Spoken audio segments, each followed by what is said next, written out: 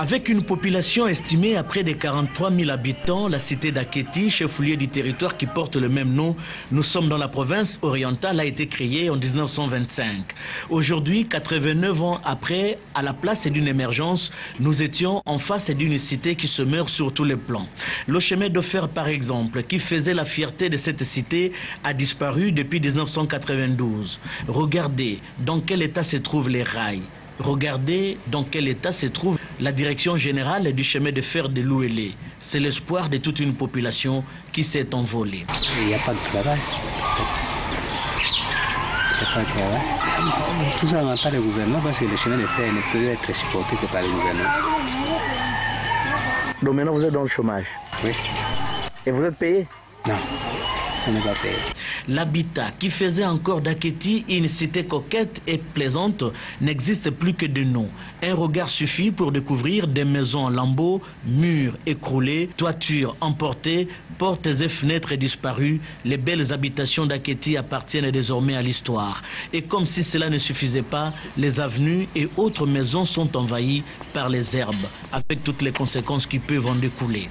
L'éducation, le taux de scolarité est en baisse. Les élèves sèchent les cours pour aller soit creuser de l'or et du diamant, soit travailler au champ. Ironie du sort, les enseignants attendent les enseignants pour dispenser les cours aux enfants, assis parfois à même le sol.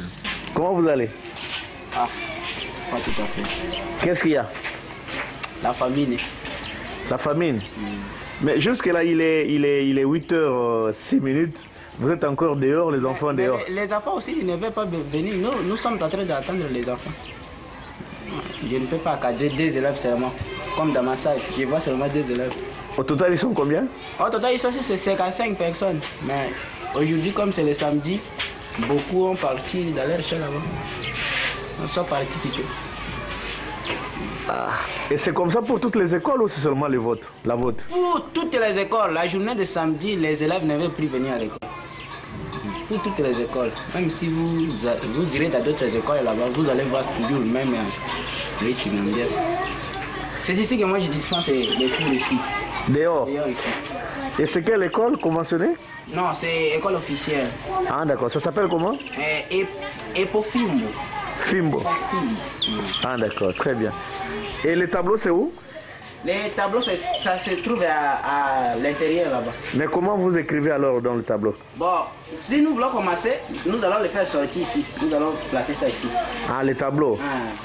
Bon, nous avons déjà lassé de communiquer. Surtout nous, notre école, c'est 6e année de notre école. Mais nous n'avons pas un bâtiment. Vraiment, nous regrettons beaucoup la façon dont les enfants sont en train de s'asseoir. Vraiment, ça ne me plaît pas. Ça ne me plaît pas. Akéti, c'est aussi son économie qui tourne au ralenti et pourtant la population produit du paddy, du maïs, d'arachide, du haricot, du manioc et autres courges. Autant de produits agricoles qui, des années, pourrissent par manque de voies de communication.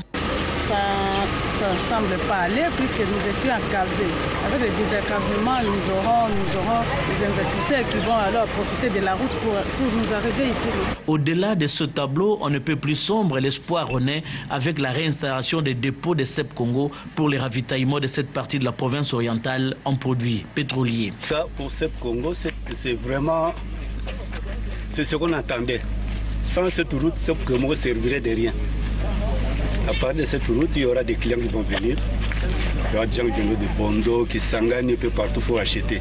Renaissance de l'espoir également avec la réhabilitation de l'axe routier qui s'engage à Akéti via Banalia et Bouta. Objectif désenclaver Akéti et permettre à la population d'évacuer ses produits agricoles vers les centres de négoce. Certes, les efforts sont fournis, mais l'une des grandes préoccupations d'Akéti reste et demeure la relance du chemin de fer de Louélé, fer de lance de l'économie de Louélé.